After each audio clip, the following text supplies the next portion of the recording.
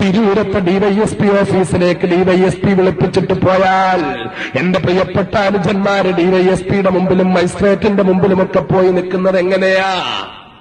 എത്ര വില്ലാളി വീരനായാലും മജിസ്ട്രേറ്റിന്റെ മുമ്പിൽ പോയിട്ട് കൂട്ടിൽ കയറി നിൽക്കുന്നത് എങ്ങനെയാ? പഞ്ചപുച്ഛമടക്കിയിട്ട് ഒരു പാവം മനുഷ്യനെ പോലാ നിൽക്കുന്നത്. മജിസ്ട്രേറ്റ് എന്ത് ചോദിച്ചാലും മറുപടി പറയാൻ തയ്യാറായിട്ടാ നിൽക്കുന്നത്. പേടിച്ചരണ്ട മാൻകുട്ടിയെ പോലെയാ നിൽക്കുന്നത്. വെറും ഒരു മജിസ്ട്രേറ്റിന്റെ മുന്നിൽ ചെന്ന് നിൽക്കുമ്പോൾ എന്റെ പ്രിയപ്പെട്ട മുസ്ലിമേ, നിന്റെ ചിന്ത മൊത്തം മജിസ്ട്രേറ്റിലേക്കാ, നിന്റെ ശ്രദ്ധ മൊത്തം മജിസ്ട്രേറ്റിലേക്കാ, നിന്റെ കൽബ് മൊത്തം മജിസ്ട്രേറ്റിലേക്കാ.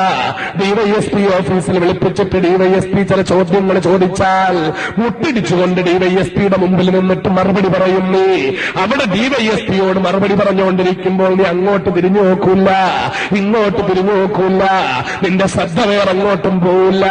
നിന്റെ മുന്നിൽ മൊത്തം DYSPയാ, നിന്റെ ഉള്ളിൽ മൊത്തം DYSPയാ, വേറെ എങ്ങോട്ടും നിന്റെ ചിന്ത പോകൂല.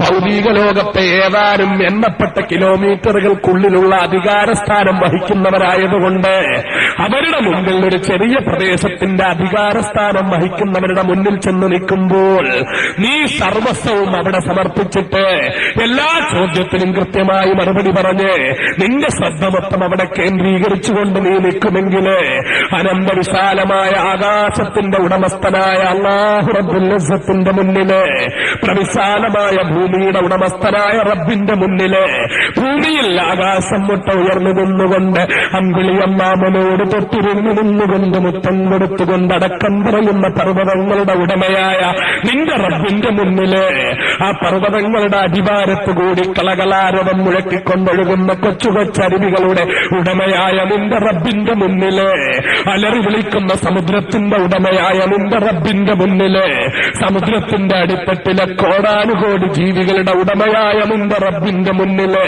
ഈ സമുദ്രത്തെ അത്ഭുതകരമായി ഒരിക്കൽ പോലും സമുദ്രത്തിന്റെ വെള്ളത്തിന് ദുർഗന്ധമില്ലാതെ കാത്തുരക്ഷിക്കുന്ന നിന്റെ റബ്ബിന്റെ മുന്നില്, അലറി വിളിക്കുന്ന കടലിന്റെ അഗാധതയിലേക്ക് മെല്ലെ മെല്ലെ നീ പോകുമ്പോൾ പൊന്നുമോനെ, എപ്പോഴെങ്കിലും നീ ചിന്തിച്ചിട്ടുണ്ടോ ഈ കടലിലെ വെള്ളത്തിന് എന്തുകൊണ്ട് ദുർഗന്ധം വരുന്നില്ല എന്ന്? യഥാർത്ഥത്തിൽ കടലിലെ വെള്ളം, ആ കടലിലെ വെള്ളം ഒരു വലിയതാണ്, വലുതാണ് കടലെങ്കിലും മക്കളെ, ആ കടലിൽ ചെന്ന് വീഴുന്ന ടൺകണക്കിന് മാലിന്യങ്ങളില്ലേ? എത്ര ആയിരം ശവങ്ങളാ ഒരു ദിവസം കടലിൽ വീഴുന്നത്? എത്ര ടൺ അഴുക്കാണ് ഒരു ദിവസം കടലിൽ വീഴുന്നത്? എത്ര ടൺ മാലിന്യമാണ് കടലിൽ വീഴുന്നത്? എത്ര മനുഷ്യന്റെയും മറ്റു ജീവികളുടെയും മലമാണ് കടലിൽ വീഴുന്നത്? ഇതെല്ലാം വീഴുന്ന കടലിലെ വെള്ളത്തിന് എന്തേ മക്കളെ ദുർഗന്ധമില്ല?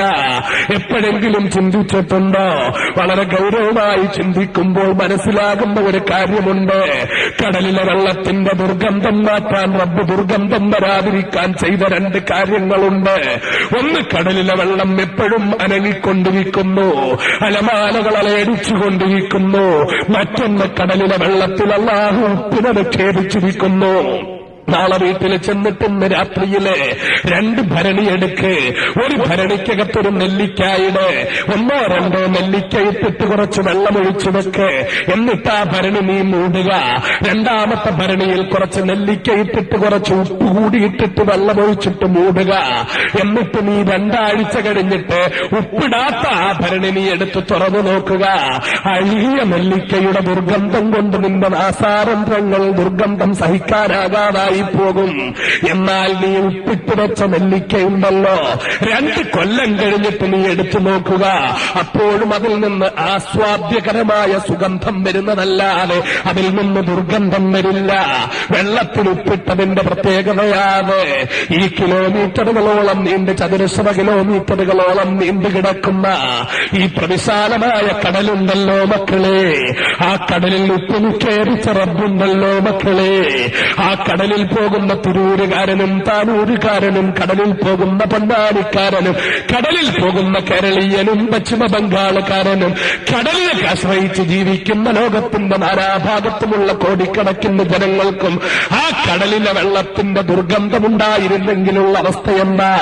ആ വെള്ളത്തെ ദുർഗന്ധത്തിൽ നിന്ന് കാത്തുരക്ഷിച്ച റബ്ബുണ്ടല്ലോ, ആ അല്ലാഹു റബ്ബുൽ ഇസ്സത്ത് കടലിനെ കാക്കുന്ന റബ്ബ്, ആകാശത്തെ കാക്കുന്ന റബ്ബ്, ഭൂമിയെ കാക്കുന്ന കാക്കുന്ന റബ്ബ്, പർവ്വതങ്ങളെ കാക്കുന്ന റബ്ബ്, ആ റബ്ബുൽ ഇസ്സത്തിന്റെ മുന്നിൽ ചെന്ന് നിസ്കരിക്കാൻ വേണ്ടി കൈകെട്ടി നിന്നാൽ, അല്ലാഹു അക്ബർ എന്ന് പറഞ്ഞ് കൈകെട്ടി നിന്നാൽ, ആ പടച്ചവന്റെ മുന്നിൽ നിൽക്കുന്ന നിന്റെ മനസ്സെങ്ങടാ പൊന്നുപോലെ?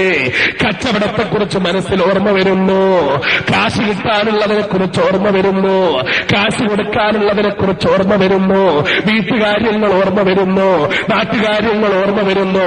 എങ്ങനെ റബ്ബിന്റെ മുന്നിൽ ചെന്ന് കൈനിട്ട് നിൽക്കുമ്പോൾ നിനക്ക് ഈ ഓർമ്മ വരുന്നത്? എന്റെ പ്രിയപ്പെട്ട മുസ്ലിമേ, വളരെ ഗൗരവപൂർവ്വം ചിന്തിക്കേണ്ട കാര്യമാ. അല്ലാഹു റബ്ബുൽ ഇസ്സത്തിന്റെ മുന്നിൽ ചെന്ന് കൈകെട്ടി നിൽക്കുമ്പോൾ ഒരു സത്യവിശ്വാസിക്ക് അവന്റെ ശരീരത്തിലേക്ക് കഠാര കുത്തിയിറക്കിയാലും അറിയാൻ പാടില്ലാത്തതാ. കേട്ടിട്ടില്ലേ മഹാരായ അലിയാർ തങ്ങളുടെ ചരിത്രം?